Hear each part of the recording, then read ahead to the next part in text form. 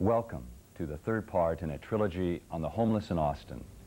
In the first presentation, we met the homeless, listening to their stories and learning to know them as persons, not simply statistics. In the second part of this series, we were able to learn about the problems faced by the homeless in our community.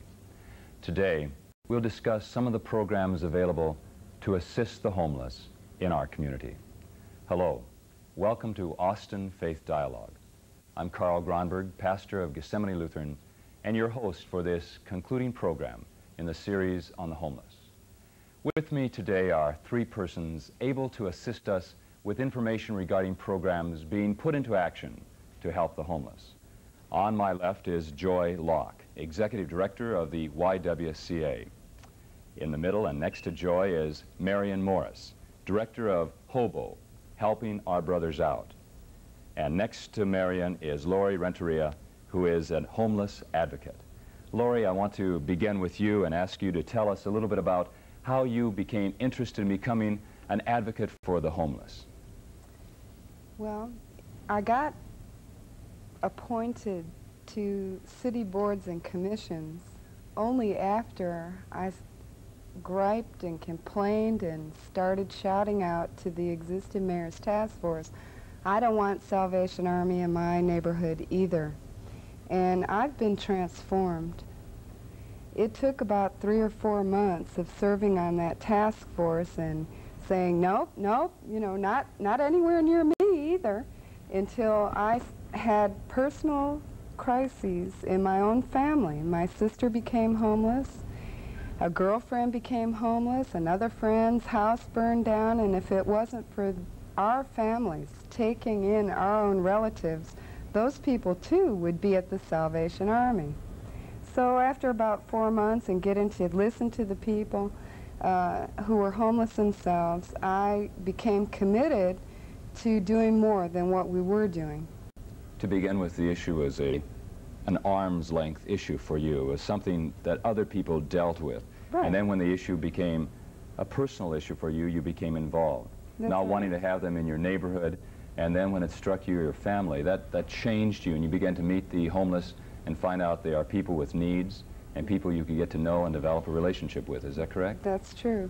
And that they are deserving of our compassion, and that we all must realize that we are only one tragedy away from being homeless ourselves. Mm-hmm. I think that point has been made in this program and the other 2 presentations in this trilogy regarding the fact that any of us could have that type of experience. And there needs to be a system around us that cares for us and assists us at that particular time. Lori, you got appointed to some of the commissions of the mayor's group, and then what happened to you then? What else did you do? Once we located the Salvation Army, and that took 6 months, we had to extend our charge as a task force. And over the course of that 6 months, it became clear that our homeless problem in Austin was not the sole responsibility of one social service agency, and that what was lacking was any cohesive working among the providers and any commitment in the dollars needed to deal with the severity of the problem. It was build a big facility and put them out of sight. And that's what we did in a physical sense. But the task force continued to meet for a year and a half and put thousands and people were serving on committees and subcommittees and traveled across the country looking at other programs, and we came up with the 5-step plan. It's nationally recognized as one of the best damn plans in the country. But we've not been able to access any of the federal monies because we didn't have a model program operating. In other parts of the country where homelessness has been an issue for a good 5 or 10 years with the families, and really that's the key. It wasn't until the families and people started looking at children and grandchildren and saying, heck, if it wasn't for me taking in my grandkids, my grandbabies would be in one of them awful shelters. So, and the families pushed the single person, the traditional transient, out into the back alleys. And they started freezing and dying and crushing in dumpsters. 3 people in Austin have been crushed to death in dumpsters since I've served on a commission. And So now I'm committed. I I'm can tell you're committed that no one else is going to die in a dumpster. And I also think that you feel that this is a mandate from God to be involved in this type of work and be concerned about people in this type of situation. And I think you're saying, what I hear you saying, that it's more than responsibility of one social service agency, it's the responsibility of the community at large. That's true. But the question is, so often we're overwhelmed by this, Laurie, and where do we start and how can we go? There needs to be something more than just emergency care. How do we go into transitional housing? How do we move into that type? And I'd like to tell you, and you probably already know this, but I'd like to tell you that I was surprised when I met Joy Locke, and I found out that the YWCA is involved in transitional housing. And Joy, tell us a little bit about the YWCA and how that all came about. As you told me yesterday, tell those who are watching the program. The Austin Alliance of Women Serving Agencies were meeting about 2 years ago, and we were meeting at the YWCA, and one of the things that we became very interested in was what was being done for housing in Austin. And we were aware of emergency housing, and we were aware of longer-term housing, but transitional housing was not being done at that point. The YWCA historically, and we've only been around for 128 years, and in Austin we've been here, we'll celebrate our 75th year next year, but the YWCA historically has been involved with housing for women because our building is not set up to house anyone but women. So what we started looking at about 2 years ago is what the needs were of the transitional person in transition and how the YWCA might be able to address those needs. How do you define, Joy, a person in transition? The program that we have, and we got funding for that from the city starting in March of this year, and again received more funding the effective July of this year. The way we defined transition was someone who was between emergency and permanent housing, who was in need in terms of not having resources. Frequently for our program, it's a woman, frequently older, a person who, for some reason, something has happened in her life that has caused her to be in transition. It could have been the loss of a job, the loss of a family, the loss of her ability to take care of herself. And so what she has done is she's low income. She is an age range that is not necessarily elderly. In fact, we don't take elderly people into the program, but she's also not a young person in the program. The age range may be, by young, it's not a teenager in the program. We're not talking about people who are in high school and college. We're talking about a woman who normally you think of that person as being able to take care of herself. And something has happened in her life that has changed that so that whatever her resources were, she no longer has them. What Laurie just said, one disaster away, any of us could be in that kind of situation. And CU as a support service within the community saw that need and wanted to respond to that need for that type of individual, female type of person who has the need for transitional. Now, I understand this is not emergency housing. That's right. Is that correct? That's correct. And how would we define emergency housing? Is that the type of thing a local congregation like mine might do when we give people shelter for a night or two? That would be what we call emergency housing. And there are many congregations and many people of goodwill who do that type of thing. Maybe, Marion, even at Hobo, do you do that type of thing at Hobo, give emergency shelter for people? We did during the cold weather. Now, we're not doing that now, and we're not set up for emergency shelter programs. I see. The fire marshal will get them. So there's a requirement there that you can't go against the city code. That's right. But during the cold weather, before the Salvation Army was able to house some of these people, you were able to fill that void at that time. We had from 100 to 185 people wall to wall sleeping in that facility during bitter cold weather. Right. And should it be cold and rainy and somebody come up there and beat on the door barefooted, somebody would have to turn them away. We wouldn't turn them away. Yeah, I understand. Well, we move past emergency housing because that's something that is just a stopgap measure, and we're on the way to something more permanent. But in there we have this transition housing. What kind of community type opportunity, Joy, do you offer at the YWCA for these people to give them more than just a room and a bed? You're building people, you're trying to help people. Talk to us a little bit about what are those community services that are offered? Right. The goal for one thing, the goal of the transitional housing is to break the cycle of poverty that is beginning. We get people at the beginning of the cycle, not when they're street people into the cycle, but we want to stop that in the hand-to-mouth existence. So what we've done is try to identify the resources in the community that these people can take advantage of. For example, to be in our program, they have to be willing and have to be actively seeking employment.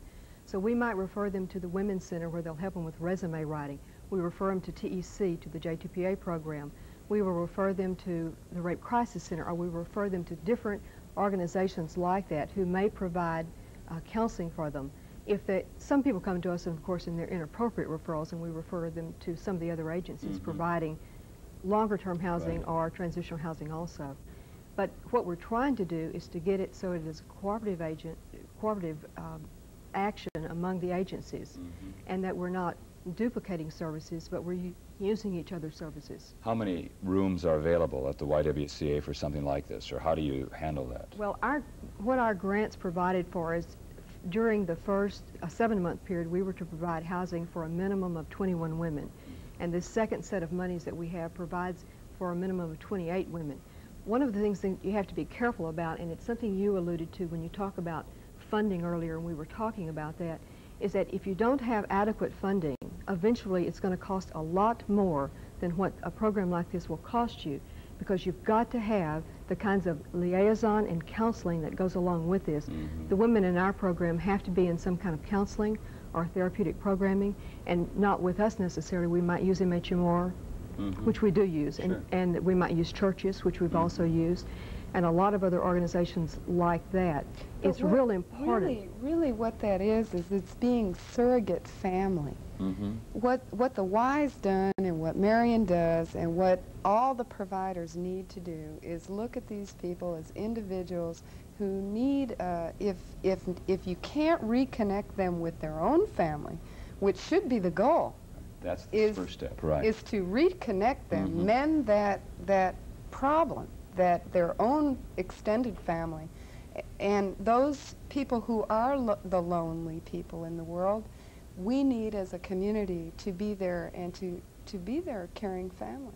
To have that one family concept, That's that right. we're all in this That's together right. and that we need one another. Absolutely. But I think there's always that, as you experienced in your life, Lori, that no, no, no, I don't want to That's get right. involved. They are on the other side of town or in the other neighborhood. But if everybody would just take inventory of their own family and think about Uncle Tom, the alcoholic who still lives with Grandma, and, you know, the nephew who has a drug abuse problem and can't understand why those people put up with that rotten kid.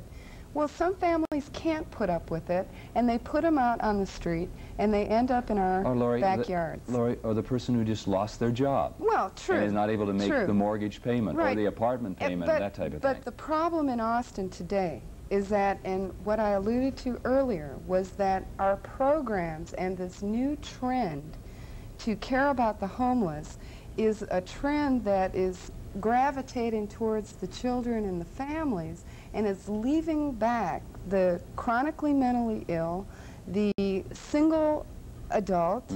Here in the state of Texas, a single able-bodied adult doesn't get anything. We want to talk about that in a minute, but let's pursue a little bit. Let's find out on transitional housing. We talked about YWCA, but Marion, I'd like to know a little bit about Hobo. I didn't know much about Hobo until I came down and visited with you prior to this program, and wondering about Hobo. You've had an interesting life yourself. You know something about disastrous events coming into one's own life, and you came to Austin and you recognized there was a need, and like Joy and the YWCA, you responded to that need and established helping our brothers out. Tell us about Hobo. What do you all do there? Carl, we put a family in a transitional mobile home just a couple of months ago, a family like that of which Lori just referred to. This man was working in the oil fields, lost his job, came to Austin, went to drive in an ice cream truck. The economy went bad in Austin, and he lost his job as driving an ice cream truck. Things went from bad to worse. They found themselves living with relatives, and when the relatives put them out, if you please, Lori, they went to some friends, and finally it got to where they had no friends to go to any longer, and they was headed for the streets. They being Husband and wife? Husband and wife and a 13-year-old boy. Mm-hmm. And the husband, the man of the household, had completely caved in. He'd had a complete nervous breakdown, Sure. set up a mental disorder. They were going to admit him in the state hospital. The day that we put James Croft and his 3 children in our first mobile home, somebody gave us a small mobile home in another trailer park. Well, we took this family and put them in that home. Apparently, that was all the therapy that they needed. We're now preparing a permanent home for them under our Project Home, Housing Opportunities Made Easy, and they will be moving out of this transitional home into a permanent home and be able to buy it on disability checks. What? How did you do that? Now, did he come and knock on your door at Hobo? Is that what happened? No, or? he was out at the hospispital. His wife came to Hobo. All right. And she was referred to you by somebody, by a local pastor or something like somebody that we had helped at the facility had told her about Hobo and that she could get some help there. And so much of the time we find ourselves telling people when they come in and ask for help and what we can do, we tell them, I don't know, we'll do something. Right. And that's what Hobo's all about, getting involved and finding ways to help people. So this type of mobile home living is a transitional step for them into permanent housing. Yes. And how will you give them other support systems? Like Joy talked about what they do at YWCA. What other type of, because we live in community, we live in relationship. Marion, what other things are you going to do for them to help them? They certainly don't want to live just on disability checks. There are 2 phases to our program, our housing program. The transitional park, we're setting up a mobile home park that will have from 20 to 40 mobile homes in it. Here we can move people into this park and in these homes for from 6 months to a year. We will be working with these families. Churches will be working with these families, adopting these families. We have volunteer doctors, lawyers, dentists, barbers who will be working with these families. We had a daycare center contribute free daycare to the Croft children. And so this will be an opportunity for us to screen people, work with people, get acquainted with them and their problem, learn something about them, learn who is serious about making it for themselves and getting on their feet. From the transitional park, then we will make available to them the opportunity to buy their own mobile home and lot, no money down, a 10-year payout.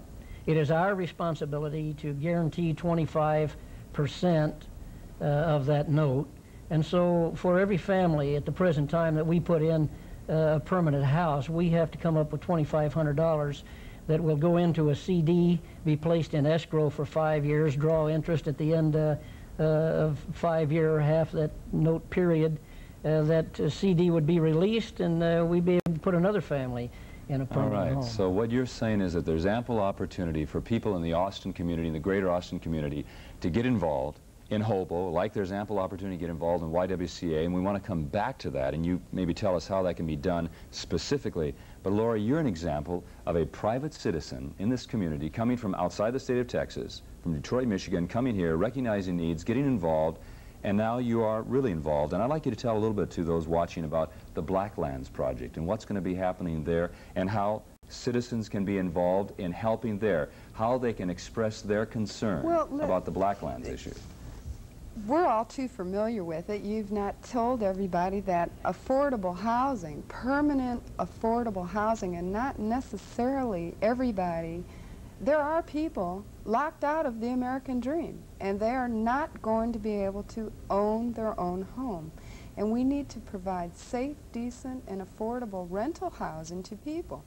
And I believe that as a taxpayer, we can save a heck of a lot of money if we would give people disposable income and allow people 70% of their income to dispose of buying medical care, food, and other basic needs, and then we won't have to pay for counseling and dropout prevention and a lot of other problems that we have. But we've got to get that housing, It starts Lori. with home. Yes, right. And when a person loses their home, Affordable housing is prevention.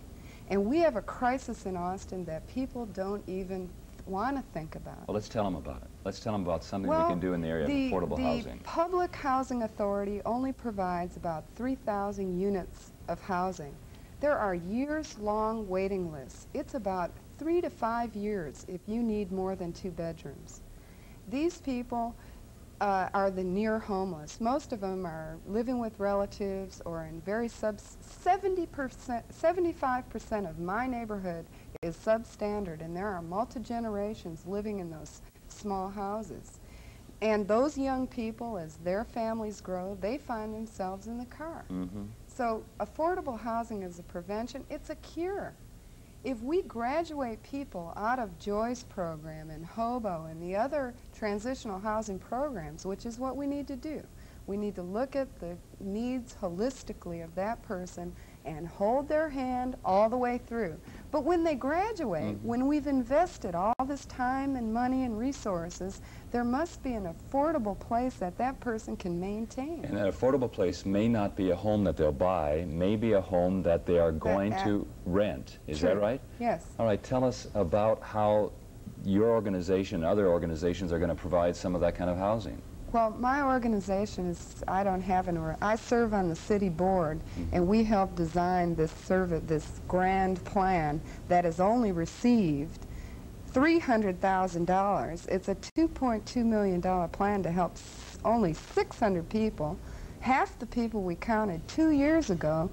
We're in a sorry state, and we better get our act together as a community.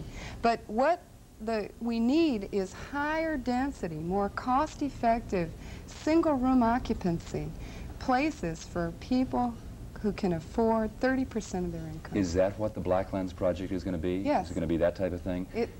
Tell them about the Blacklands Project, Laurie. What does that mean? What kind of program is that? The Blacklands neighborhood has been granted a 10-year lease with University of Texas property in their land grab speculation to eat up the Blackland neighborhood. They have graciously given us a third of the houses that they've bought to use in a transitional housing program to provide the type of services Joy is doing. They're looking, finally, after pressure from the Street People's Advisory Council, to look at housing also roommates of single adults, but with an emphasis on families, and they're going to provide transitional housing for homeless people. Are you excited about that program? I am, but we need more. It's a drop in the bucket. But it's a step in the right direction, right? It's a step, but without state, local, and federal dollars. And we have to start as a local before we're ever going to get the federal. What can we do to help in the community, YWCA? What are some of the things that can be done there? Well, there are a couple of things. One of the things that Laurie's talking about, which is really important, is there is an ongoing need for more and more of this kind of housing. And I'm not talking about unending, but we haven't even touched what the problem really is. One of the studies indicated that it was a minimum number of people in Austin that were homeless, and it was a strange study. I mean, those of us who had any knowledge at all went, oh, geez, where'd they get that from? The reality is we're seeing more and more of the homeless coming forth. A problem that I see that we really haven't addressed much, and it's something that the YWCA is trying to do in our programming, has to do with the fact that these people not only need housing, but they have to have employment that they can afford to pay their housing with. Exactly. So one of the things that we do with our people is that they have to be in the process of attempting to find work, and that's part of what we're working with. Because what we found is that there are some agencies out there, they'll help a person, but they'll help under the stipulation that they have to take the very first job that they're offered. And the first job they're offered is not a job frequently that is going to be able to pay them enough for them to take care of themselves. So one of the things that, if I were talking to just the general public, I would say there are a couple of things. One thing is give us financial support, because that is definitely needed. Another thing is, if you have employment possibilities out there, let it be known to us. Okay, thanks, Joy. Marion, we're almost ready to quit and we're short of time, but I want you to say, what is something that's coming up for HOBO that the community can get involved in? Could you tell a little bit about that fundraising thing that is happening so people, if they want to help HOBO, could do that? Wendy's Restaurants is sponsoring a fundraiser for us beginning July the 23rd. It'll start July 23rd on a Saturday and run through August 31st. And the community can help by going out and eating a lot of beef in August. Asking what about the vegetarians? Come on, what are we going to do about those? They have a salad beautiful bar? salad bar in Wendy's now, and eat lots of salad for the vegetarians, Thank if you, please. sir. Ask the cashier to stamp, validate the receipt, and get it to Hobo. It'll start on Saturday with a car wash, and then run all month with the receipt program. Wendy's is going to give us 5% of those sales. This will provide some more affordable housing for people. This has been a really interesting time for me, and we just touched the very top of it. I want to thank Joy, you and Marion and Lori, and I hope that maybe there will be a few of us who will be committed to this process of what we're all involved in. We've been exploring together in this three-part series on the homeless in Austin some of the real people who are facing these critical problems. Thanks to all of our guests in the series, and thanks to you, our viewing audience, for together we can face a complex and challenging issue, ever seeking to make our community a more compassionate and better place to live. Join us again next week on Austin Faith Dialogue as we consider the topic, the creative spirit, seen and heard. Shalom.